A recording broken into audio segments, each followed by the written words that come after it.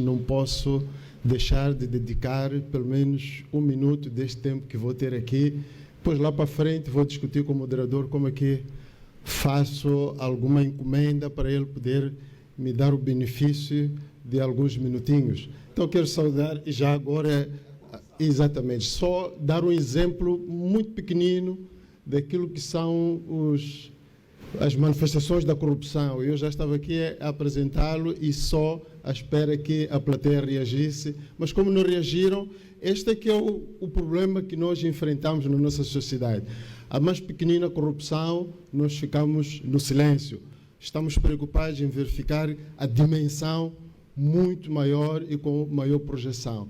Mas deixa-me só dar os meus parabéns pelos 20 anos ao CIP e, em nome da Ordem dos Advogados, da qual sou o vice-presidente do Conselho Nacional, e em nome do bastonário, quero, neste momento, reconhecer o trabalho muito, muito profundo que o CIP tem desenvolvido, sobretudo quando nos traz aspectos extremamente importantes para a nossa sociedade e também apresenta soluções. Nesta minha apresentação, eu estive a fazer uma viagem pela página do CIP e a espreitar o trabalho que tem desenvolvido e os relatórios e algumas investigações que tem feito.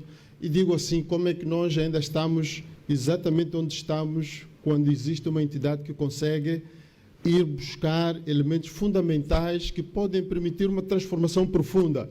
E até agora estamos onde estamos.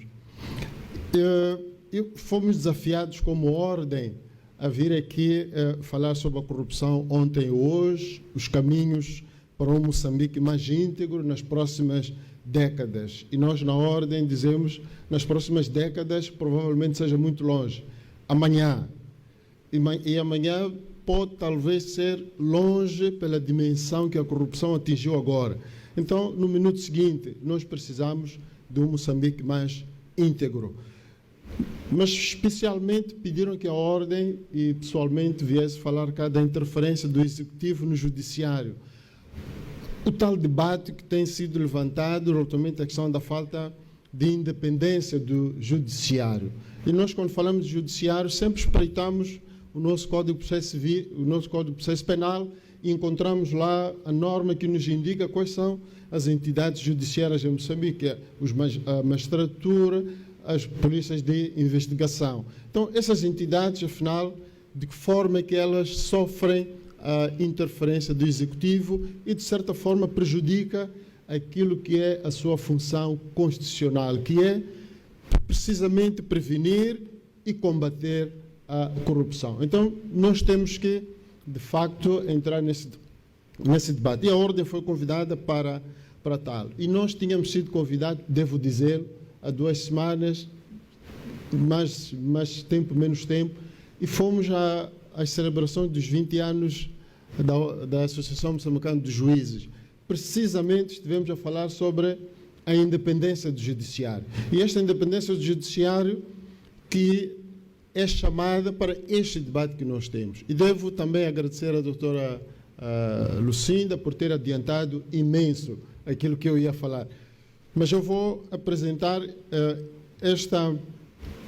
esta nossa contribuição, mais ou menos apresentando de que forma é que como é que nós percebemos, qual é a percepção que nós temos da interferência no Executivo. Fundamentalmente, passando aqueles 5 pontos que nós aqui trazemos como contribuição da Ordem. Em termos de interferência, como é que ela se manifesta? Ou seja, qual é a nossa percepção, se nós temos uma determinada percepção da manifestação da interferência do Executivo? Um dos elementos que sempre salta à vista, precisamente, tem a ver com a questão das nomeações e exonerações controladas politicamente. E ontem estivemos a ouvir, eu até disse assim em casa, esta entrevista veio mesmo a calhar, porque eu só vou transportar isto para o debate de amanhã. Nós estivemos a ouvir ontem o presidente do Conselho Constitucional a apresentar um pequeno exemplo relativamente àquilo que é o controle da parte política relativamente às nomeações. E eu olhei para aquilo e disse, bom, o painel que estiver lá, a assistir já têm uma ideia do quão é complicada esta questão das nomeações. E nós temos este controle, mas também temos a questão da pressão. E quando é que nós temos estas pressões? E a doutora Lucinda bem disse aqui, há elementos, há provas, mas de repente estas provas e esses elementos substanciais ou indícios suficientes se diluem. E por que se diluem? Provavelmente porque há alguma pressão ao judiciário para que ela não avance. E este diluir não é um diluir que resulta de alguém que acordou de manhã e pensou que tem que fazer com que isto se dilua. Não.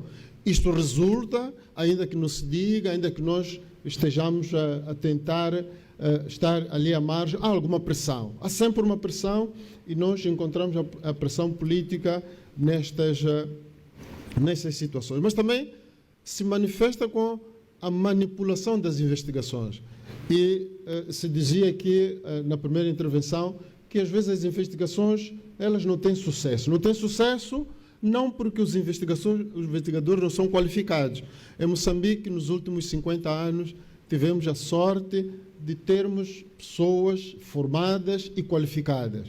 Muitas das vezes nós admiramos como é que essas pessoas qualificadas e devidamente formadas, diante de um caso concreto, transparecem uma falta total de formação ou de capacidade técnica. Muitas das vezes isso resulta de alguma interferência que faz com que ela não possa desenvolver uma investigação que possa chegar até ao fim. Então, isto nos cria um problema muito grande. É que passamos de uma situação em que o judiciário tem que ter uma lealdade à Constituição e à lei e passa a ter uma lealdade ao executivo. Por quê? Porque vai garantir que ele possa desenvolver na sua carreira do ponto de vista da sua nomeação, vai permitir que possa desenvolver na sua atividade em termos de localização geográfica para poder exercer a sua atividade, porque se não for leal, provavelmente vai estar a trabalhar em Coamba, em Metangula e não estará exatamente onde entende que tem mais capacidade ou está mais adequado para aquilo que é o seu trabalho. Mas também temos este problema das investigações que elas às vezes são limitadas a partir da fonte. Há um debate que se levanta agora que é a criação ou não do Tribunal de Contas. Nós temos uma secção, temos alguém aqui que tem também se batido relativamente à questão do Tribunal de Contas. O Tribunal de Contas, nós temos uma secção de contas no Tribunal Administrativo. O Tribunal Administrativo tem a fonte primária de muitos elementos que podem nos levar a uma investigação bem-sucedida de casos de corrupção.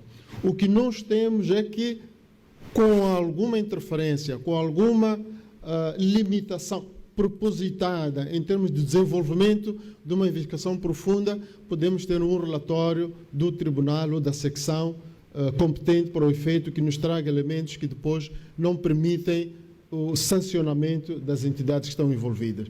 Então, estas são algumas manifestações que nós temos da corrupção ou da interferência do Executivo. Mas atenção, também temos um elemento que é fundamental, as nossas percepções. E as nossas percepções partem precisamente deste elemento. Agora, também temos que reconhecer que Moçambique tem uma tradição forte de centralização do poder no Executivo.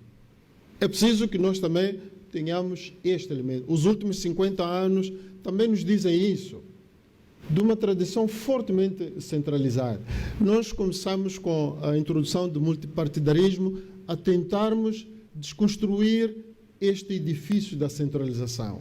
E desconstruir o edifício da centralização parte necessariamente por separar efetivamente, do ponto de vista formal, do ponto de vista material, os três poderes, o executivo, o legislativo e o judiciário. E este parto não é um parto fácil, é um parto que exige uma caminhada comprometida e muito forte por parte dos seus atores.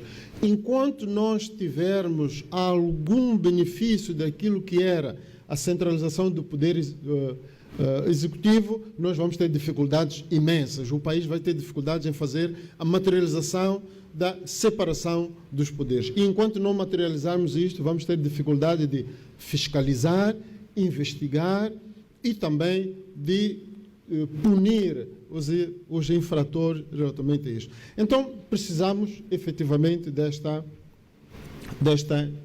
independência. Agora, é verdade que demos alguns passos. Sim, demos alguns passos, até porque há alguns exemplos que mostram que há um esforço no sentido de nós termos alguma independência. E uma das entidades que faz esse esforço para que as coisas aconteçam é o CIP.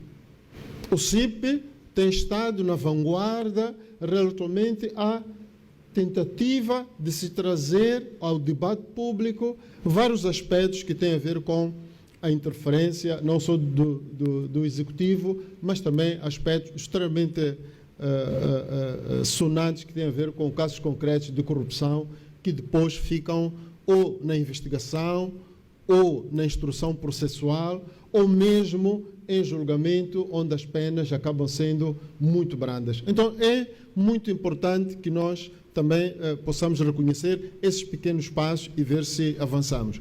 O Presidente da República, na sua tomada de posse, deu-nos um ânimo, deu-nos alguma esperança que esta separação vai ser, de facto, concretizada. Quando deu aquela enumeração do que nós vamos ter nos próximos 5 anos. Nós sempre temos a esperança e acreditamos que sim, nós teremos esta questão. Agora, a questão da interferência também tem um lado, tem alguns efeitos que são nefastos. E uma das coisas que nós temos, e a doutora Lucinda já adiantou para nós, são a questão de impunidade. A questão da impunidade. E esta impunidade nos causa um problema sério, que é a erosão da confiança nas instituições públicas. A partir da altura em que um denunciante, aquele que tem indícios suficientes de algo que tem a ver com a prática da corrupção, e se nós tivermos situações de impunidade, claramente que perde a confiança e prefere manter consigo esses elementos, não avança. Mas também a não aplicação efetiva do quadro legal. Esta interferência tem também esse efeito. A não aplicação efetiva do quadro legal. Eu costumo dizer que nós temos leis muito boas, quase que completas. Eu chamo e digo mais, nós temos um direito penal simbólico. Digo direito penal simbólico por quê? É aquele direito penal em que nós temos, que simboliza que o direito penal, o direito processual penal está presente. Mas é simbólico. Por quê? Porque não tem efeito prático. Naquilo que nós queremos, o direito penal nosso é simbólico, não vai na profundidade, não resolve os problemas e cria este problema de falta de confiança nas nossas instituições. Mas também temos um problema de falta de fiscalização efetiva. Este é o elemento também essencial no combate à corrupção e que resulta, se há uma interferência do Executivo, provavelmente nós temos este problema muito sério, que é da falta de fiscalização, porque aquele que tem que fiscalizar muitas das vezes é nomeado pelo Executivo. O Executivo nomeia e depois tem que perceber o que é que ele fiscaliza. Eu, neste ponto, sempre chamo a atenção, sempre gosto de levantar, e levantei há pouco tempo na Associação Moçambicana dos Juízes. Nós temos 2 estratégias, e fui ler também ao CIP, faz um debate muito grande sobre isso. 2 estratégias de combate, de prevenção e combate à corrupção aqui em Moçambique. A primeira estratégia, o CIP fez um relatório. Parece que não deu em nada. Tivemos uma estratégia e depois temos a segunda estratégia. Eu acredito que o CIP também vai fazer o relatório quando lá chegarmos. Vai dar em quê? Quero acreditar que vai dar em boa coisa. Mas é interessante que essa estratégia tem consigo também o plano de ação.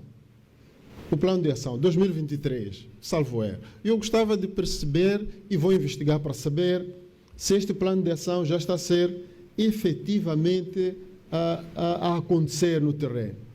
Todos aqueles atos, muito bem desenhado, e eu não sei se tem efetivamente alguém que está a fiscalizar aquele plano de ação.